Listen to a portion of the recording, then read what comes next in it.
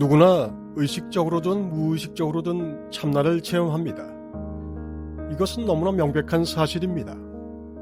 그래서 이렇게 말하는 것이 오히려 이상하게 생각되는 것이죠. 보통 사람은 참나 체험이 자신의 잠재적 습관, 의식구조, 무의식의 장애에 의해 가려져 있는 반면 참나를 깨달은 사람은 그 체험이 또렷하고 영구적인 것이 다를 뿐입니다. 또렷하고 영구적인 참나 체험인 깨달음에 이르기 위해서는 반대편에 서서 가로막는 것들을 제거해야 하는 것이죠. 그런데 그러는 동안에도 참나를 체험하고 있는 것은 그대로입니다.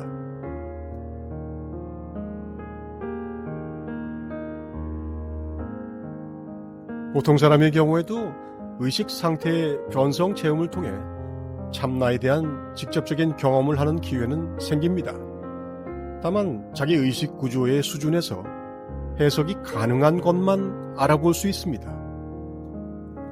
이 의식 구조라는 것이 바로 의식 수준의 내용인 것이고 의식 구조의 내용을 높은 수준의 것으로 계속 바꾸어 나가는 것이 사실상의 수행에 해당합니다. 수행자가 수행을 통해 실제에 대한 일견을 얻고 그런 체험은 한동안 생생할 수도 있지만 의식 구조가 받쳐주지 못하면 마음이 흐트러지는 것을 습관의 문제라고 하는 것이 그 이유죠.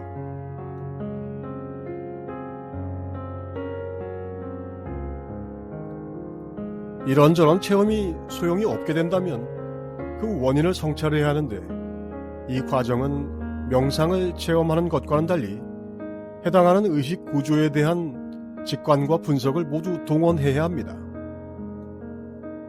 흔히 말과 글로는 공부를 제대로 하는 것이 아니라는 오해와 편견이 많지만 실제로는 자신을 성찰하기 위해서는 말과 글, 즉 생각을 동원해야 합니다.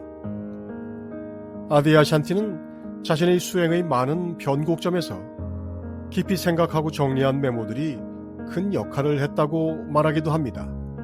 이성적이고 분석적인 생각도 쓸 때는 써야 합니다.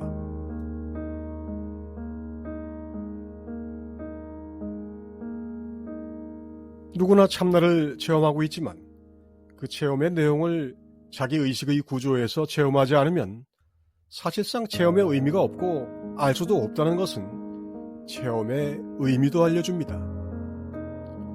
체험은 필요할 때 분명 오며 그것은 의식구조의 여러 영역에서 충분한 이해와 성찰을 통해 마음이 집착에서 노연하고 방어에서 열려질 때 저절로 일어나는 일이기도 합니다. 일부러 하려고 하면 안 되지만 거꾸로 놓고 풀면 마치 열린 관문 안으로 밀물이 들어오듯 가득 차게 되는 것과 비슷합니다.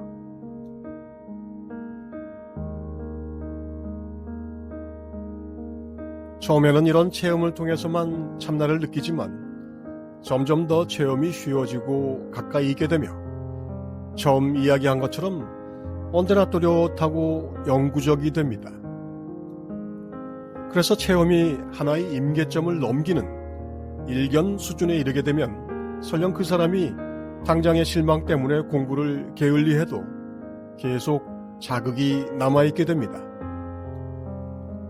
자극이 늘 남아있으면 결국 노력하는 계기를 만들 수밖에 없게 되기 때문에 공부의 과정에서 일견 체험은 매우 중요한 역할을 하는 것이고 그래서 강조할 수밖에 없죠.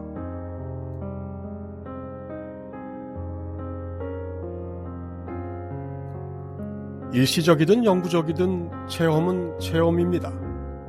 영구적인 체험은 마음이 항상 그 근원에 머물러 있는 것이라 체험이라고 할 이유가 없죠. 이해하기 쉽게 그렇게 말한 것뿐입니다. 내면에 있지 않은 어떤 외부적인 것도 없고 마음이 모든 것인 상태, 그 상태가 영구적인 참나 체험이라서 거기에서는 그렇게 사는 것이니 체험이라고 해도 상관은 없습니다. 강이 바다로 들어가면 더 이상 흐르지 않듯이 사람도 참나에 합일된 뒤에는 모든 움직임을 상실하는데 거기서는 개인이 자기 뜻대로 행위할 수가 없는 것이죠.